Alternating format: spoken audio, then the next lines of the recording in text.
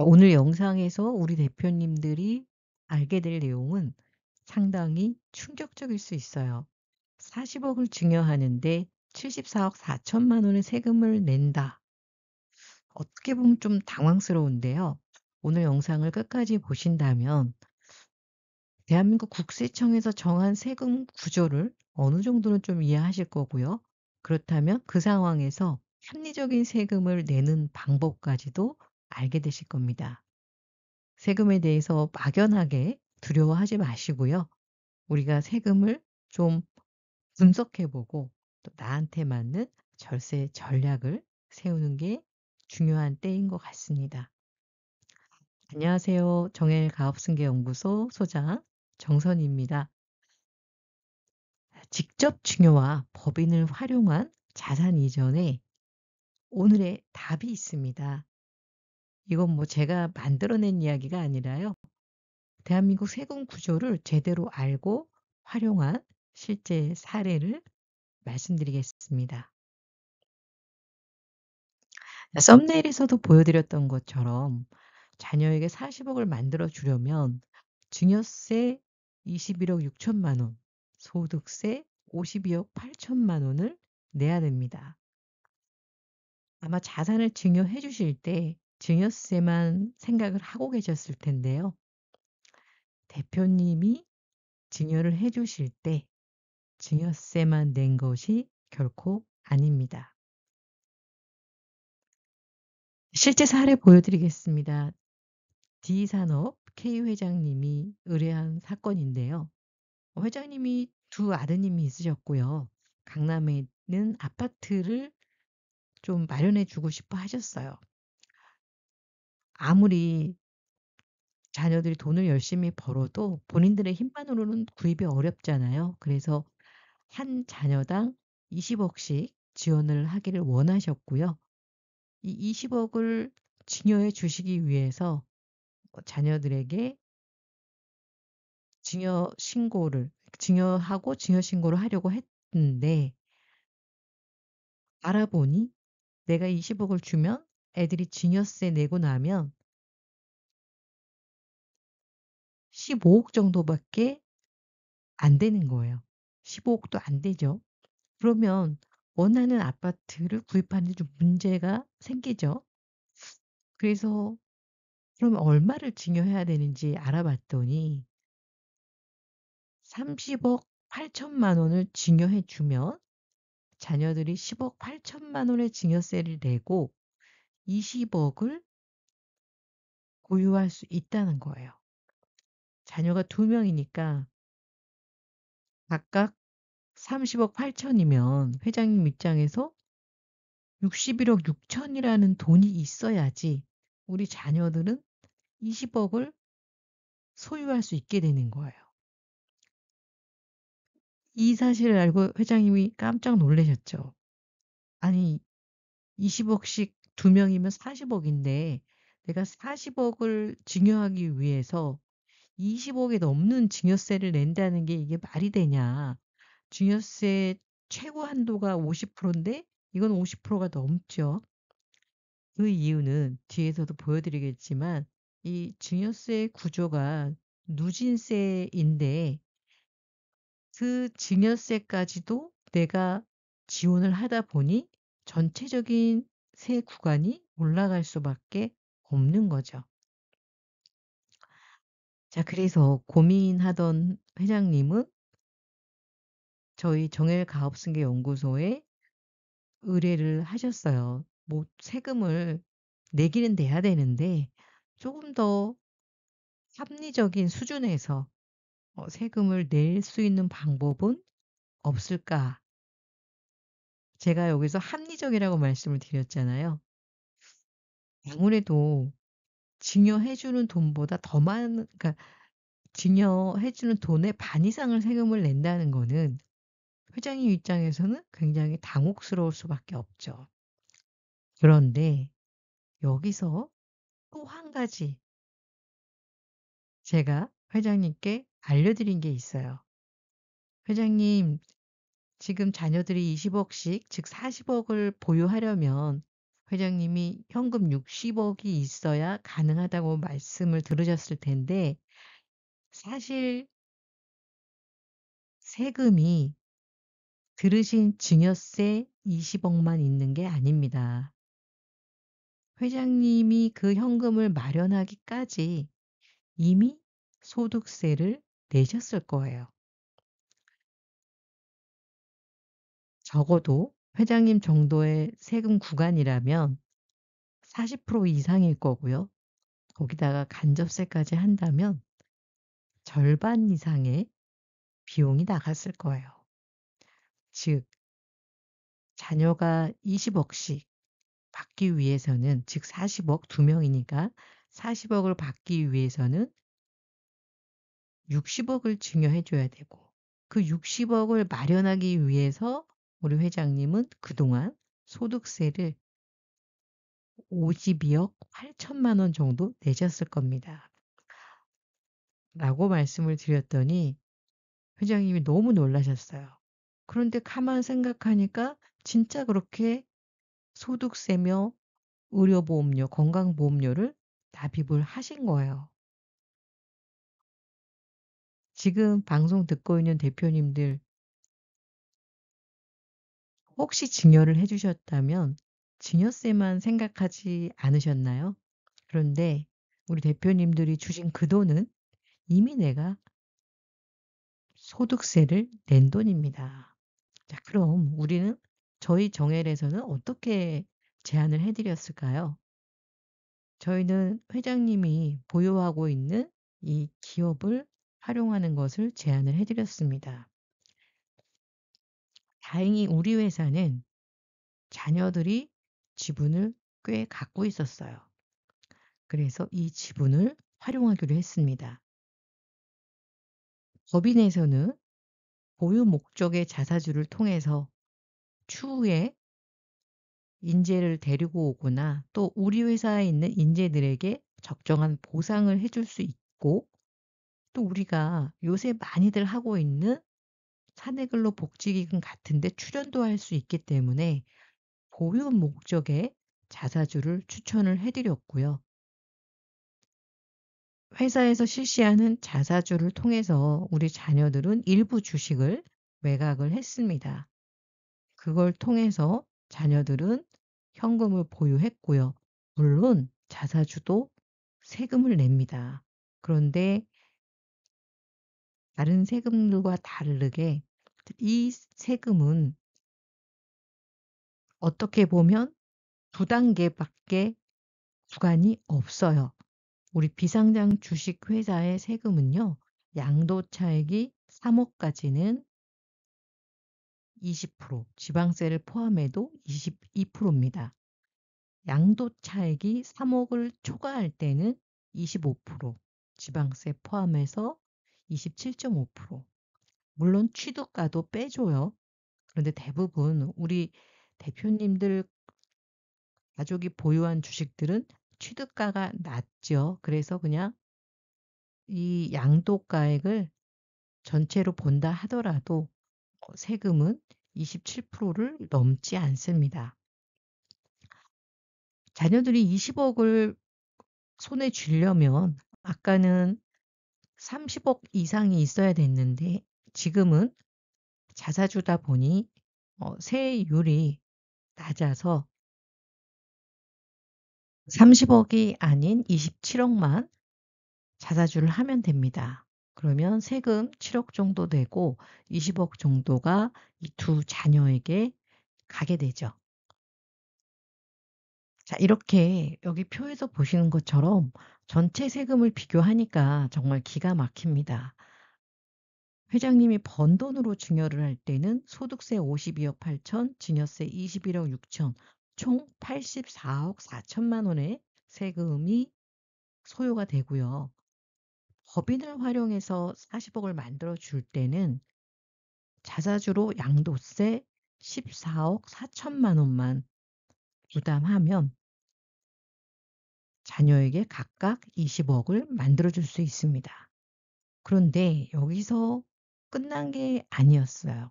이 회사 같은 경우는 직원들을 위한 복지를 회장님이 원하셨기 때문에 저희가 사내근로복지기금을 설립을 해 드리고요.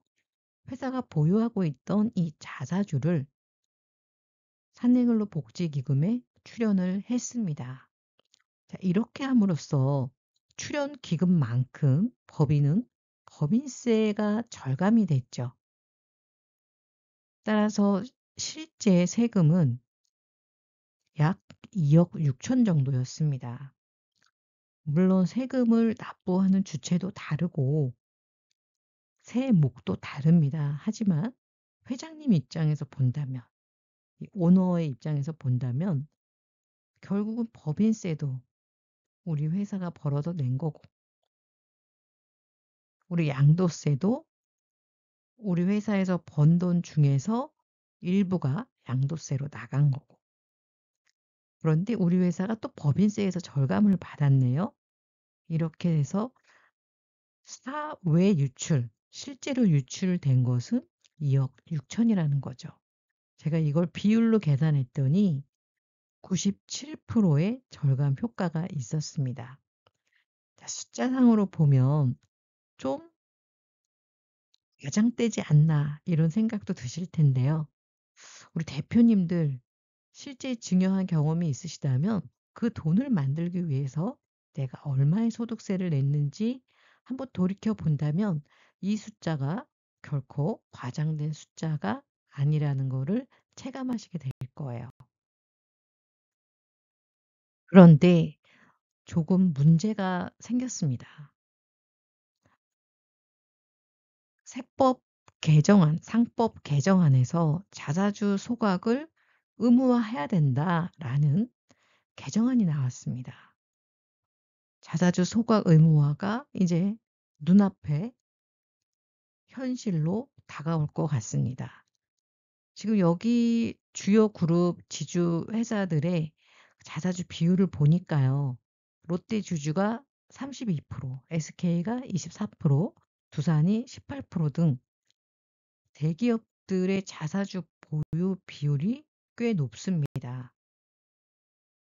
왜 이렇게 자사주를 보유하고 있을까요? 여러 가지 이유가 있겠지만 자사주가 그만큼 활용도가 높기 때문이 아닐까요? 자, 이 자료는 제가 작년에 세금을 절반으로 줄이는 자기주식 활용법이라는 영상에 올렸던 자료입니다. 어떤 내용이냐면 자사주가 있는 회사가 당기 순이익이 줄어들었을 때 그 주가는 자사주가 없는 회사보다 훨씬 더 많이 떨어집니다. 반대로 당기 순이익이 커지면 주가가 훨씬 더 높아져요. 이거는 이 훨씬 더의 의미는 자사주가 없는 회사 대비 증폭이 크다는 이야기예요. 무슨 얘기냐면 똑같은 이익 구조를 가졌다 하더라도 같은 규모의 이익 구조를 가졌다 하더라도 자사주가 있는 회사와 없는 회사의 주가 차이의 증폭은 자사주가 있는 회사가 훨씬 더 크다는 거예요. 자, 우리 승계에서 가장 중요한 게 바로 주가잖아요. 그런데 이 주가가 조정이 됨으로써 증여세, 상속세가 같이 줄어들 수 있잖아요. 근데 여기에서 자사주가 있는 회사들은 훨씬 더 유리하다는 거죠. 뭐 우리 같은 비상장 회사들은 물론이고요. 사실 이 자사주는 그동안 상장 회사들이 훨씬 더 많이 활용을 했습니다. 앞에서도 대기업들이 보유하고 있는 자사주 비율을 보셨을 텐데요. 상장 기업들은 인적 분할을 통해서 자사주의 마법 효과를 톡톡히 받습니다. 지금 이 그림에서 있는 것처럼 분할 전, 분할 후를 보시면요. B사의 의결권이 2배로 늘어난 걸 보실 거예요. 30주에서 60주로. 자, 이런 자사주의 마법이 제가 작년 기준으로 봤더니 114개 회사가 이런 마법을 활용했더라고요. 하지만 지금은 이 마법을 더 이상 상장 회사에서는 활용이 불가합니다.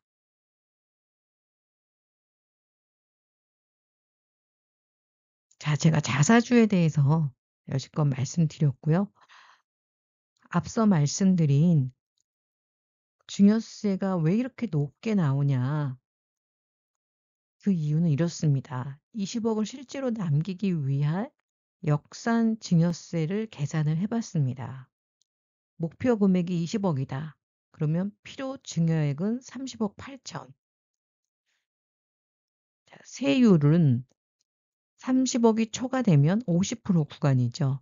물론 누진공제 4억 6천을 빼준다면 산출 증여세는 10억 8천, 최종 수령액은 20억. 자, 이런 구조 때문에 자녀에게 20억을 주려면 실제로는 30억 8천을 증여해야 되고 이때 소요되는 증여세는 10억 8천이 되는 거죠. 자, 소득세는 또 왜 이렇게 많으냐? 자, 아까 자녀들에게 20억씩 주려면 각각 31억 정도를 줘야 되고 대표님은 61억 6천만 원이라는 세후 금액이 있어야 돼요. 61억 6천만 원이 세후 금액이 되려면 적어도 49.5% 세금을 내게 되고요.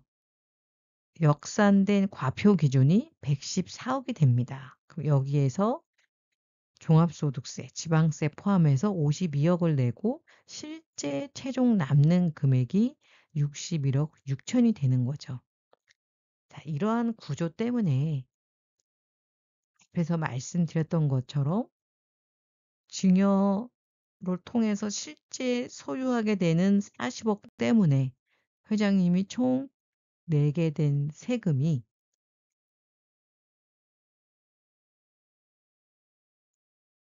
84억이 된 겁니다.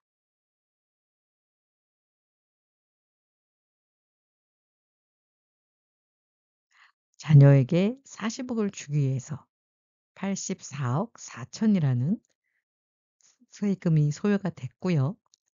저희가 제안해 드렸던 방법을 통해서 실제 사회 유출된 세금은 2억 6천. 세율로 따지자면 한 4.8% 정도죠.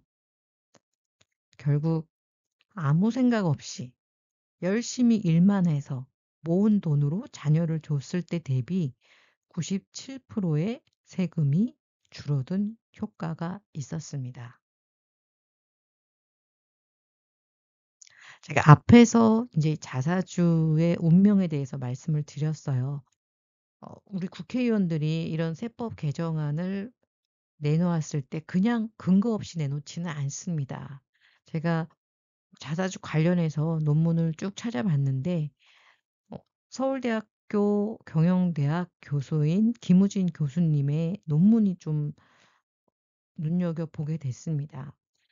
자, 여기 보니까 신정부 출범 이후 다양한 분야에서 적지 않은 변화가 일어나는 가운데 경제 정책도 많은 변화의 조짐을 보이고 있다.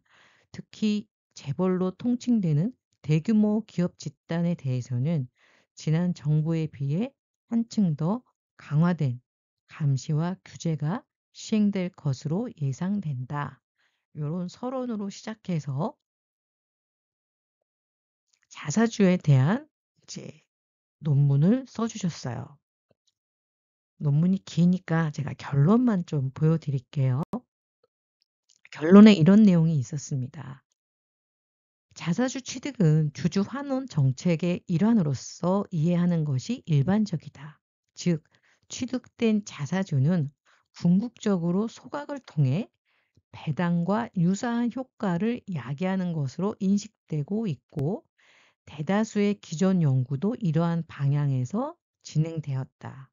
그러나 국내에서는 취득한 자사주 처분이 재무적 실질상으로는 신주 발행과 동일함에도 불구하고 현행법상 이를 별도로 취급하여 주주 평등의 원칙을 요구하지 않음으로써 기업 입장에서는 이게 핵심입니다. 기업 입장에서는 취득한 자사주를 추후 다양한 용도로 사용하고자 하는 인센티브가 존재한다는 거예요. 그동안 그랬다는 거예요. 대표적인 사례가 경영권 방어. 그동안 우리나라에서는 이 자사주를 활용해서 여러 가지 용도로 사용하고자 하는 인센티브가 존재했습니다. 그러나 일본, 영국 등 해외에서는 자사주 처분에 있어서도 아주 엄격하게 규제를 하고 있어요. 근데 그동안 우리는 이게 좀 부족했던 거죠.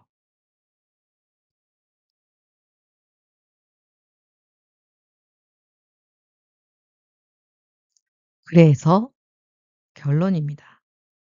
2025년 자사주 소각 의무화 개정 때문에 개정 전 어떻게 보면 마지막 기회입니다. 자, 개정안에는요, 상장 회사는 광범위한 소각 의무를 적용해야 된다. 그래서 소급 적용해야 된다는 내용이 있는데,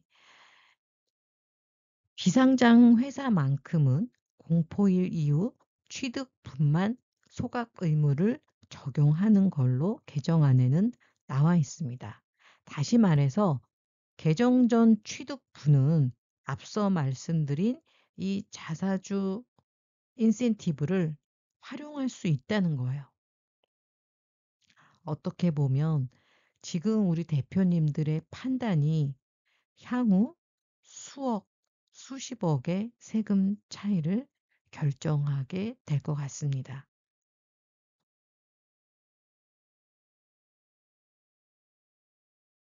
안적으로 말씀드리면 자사주를 통해서 지금 당장 볼 수 있는 혜택은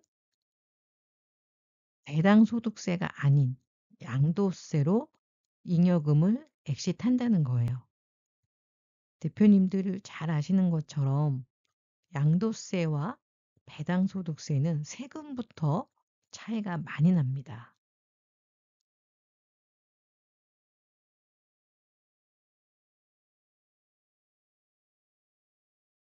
그리고 앞에 말씀드린 소득세 외에 더 큰 자사주의 인센티브는 이 자사주를 갖고서 승계에 활용할 수 있다는 거예요. 왜냐? 자사주는 특이한 부분이 있습니다. 첫 번째, 자사주는 신주 인수권이 없고요. 두 번째, 자사주는요, 증자 감자에 참여가 불가합니다. 마지막으로 자사주는 배당 가능 이익 범위 내에서만 취득이 가능합니다. 자, 이런 이유 때문에 자사주를 활용했을 때 상속 증여세 절감 효과가 있습니다. 승계자 보유 지분을 감소함으로써 비상장 주식 평가액이 현저하게 낮아질 수 있고요. 미처분 잉여금 감소를 통한 순자산가액 감소 효과가 있습니다. 이를 통해서 상속 증여세를 현저하게 낮출 수 있습니다. 두 번째는 잉여금 인출 수단으로서 자사주 매각 차익은 분류과세됩니다. 최고 실효세율은 26%, 건강보험료가 부과되지 않고요. 배당이나 급여와는 완전히 차별화가 된 인출 전략이죠. 세 번째는 사내근로복지기금 출연 시 100% 손비 인정이 됩니다.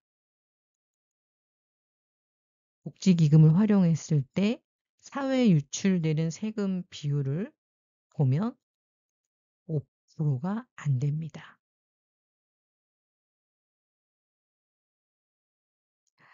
다시 한번 세금을 비교해 드리겠습니다. 배당은 종합과세되고 건보료가 부과되기 때문에 최대 50%고요. 자사주 매입은 분류과세, 건보료가 미부과되니까 최대 27.5%. 복지기금을 활용한다면 손비 인정이 돼서 법인세 절감이 되므로 사회 유출되는 세금 비율은 5%가 안 된다는 거. 그리고 자사주의 인센티브, 지분 재정비 전략, 증자나 감자를 통해서 지분 구조를 재설계할 수 있고요. 경영권 보호와 절세 등을 달성할 수 있습니다. 물론 이런 것들이 임의로 할 수는 없다는 거 우리 대표님들이 잘 알고 계실 건데요. 사내근로복지기금은 2021년 이후에는 한도 없이 전액 송금 산입이 가능해졌습니다. 단 유의하실 사항도 있겠죠. 뭐 출연한다고 다 손비 인정이 되느냐? 그러면 안 되겠죠. 목적 외 사용 또는 특정인에게 편익이 발생한다면 이것은 송금 불산입도 될 수 있고요. 실질과 다른 계약, 명의 사용 시 당연히 부인되고요. 기금을 설치 운영하는데 적법한지 검토가 반드시 필요합니다. 많은 기업들이 3년 전에는 기금 설립 때문에 문의가 많이 들어왔고 저희가 설립을 많이 해 드렸는데 지금은 반반이에요. 설립에 관한 의뢰가 반, 그리고 이미 설립을 했는데 운영이 너무 어렵다. 이 운영을 좀 효과적으로 할 수 있는 방법에 대한 의뢰가 반입니다. 기금은 설립으로 끝나지 않습니다. 제대로 운영하지 않으면 설립하지 않은 게 차라리 나아요. 왜냐? 송금 산입 요건을 잘 맞추셔야 되기 때문이죠. 기금 목적 외에 사용이 됐을 때는 송금 불산이 된다는 거 꼭 기억해 주시고요.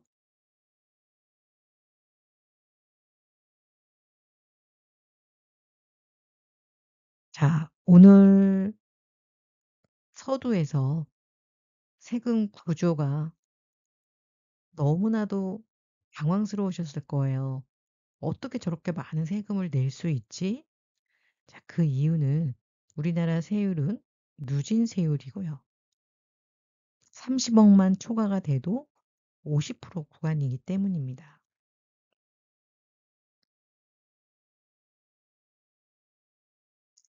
반드시 우리 대표님들이 알고 계셔야 할 핵심 주의사항 말씀드리겠습니다. 자사주 매입 시 오류와 세무 리스크를 방지하려면 아래 사항을 반드시 확인해 주시기 바랍니다.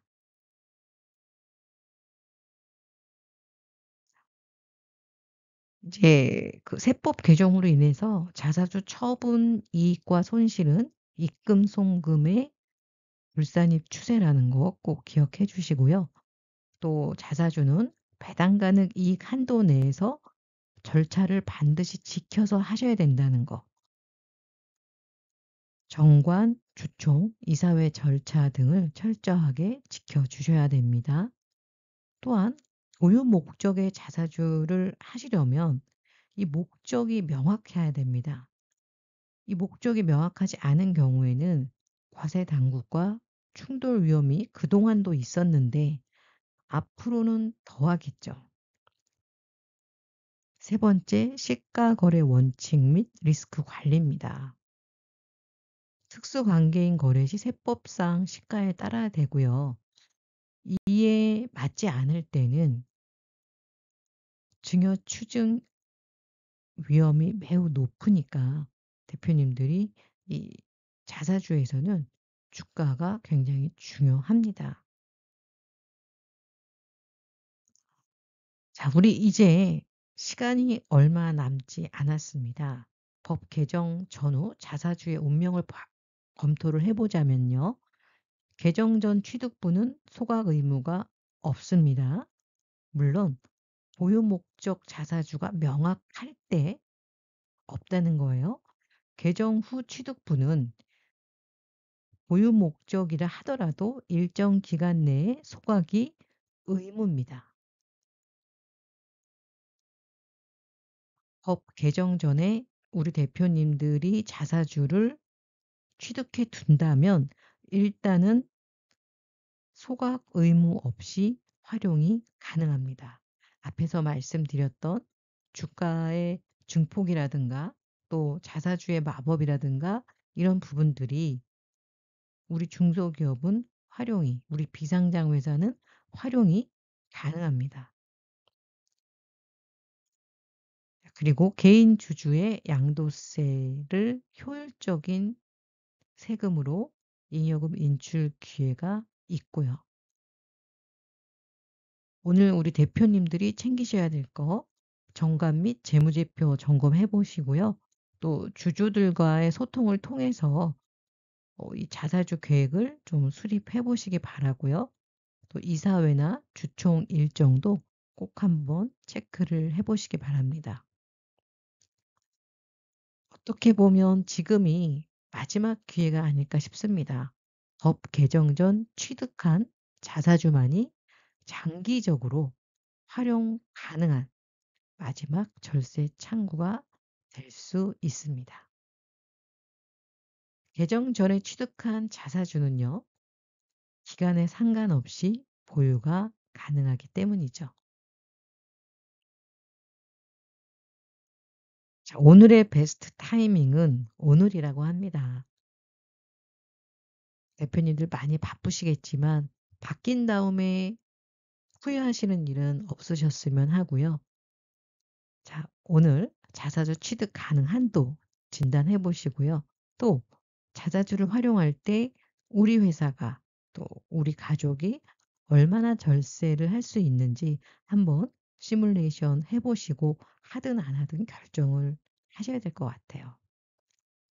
또한 정관 의사결정 문서를 점검해 보시기 바랍니다. 아무리 시간이 없고 서둘러야 된다고 하지만 우리 회사의 정관이나 의사결정 문서들이 제대로 뒷받침돼 있지 않다면 시도를 할 수가 없습니다. 그래서 이 세 가지 우리 대표님들 꼭 체크하셔서 세법이 바뀌더라도 나는 손해를 보지 않도록 반드시 점검해 주시기 바라고요.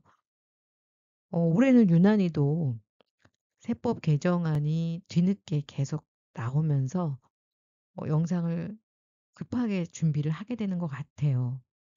지금 연속으로 영상 준비를 하다 보니까 저도 목이 많이 잠겼는데 계속 연말까지 바뀌는 내용 대표님들에게 전달해 드릴 예정이니까 구독과 알림 설정을 통해서 중요한 소식 놓치시는 일이 없으셨으면 합니다. 끝까지 경청해 주셔서 감사합니다.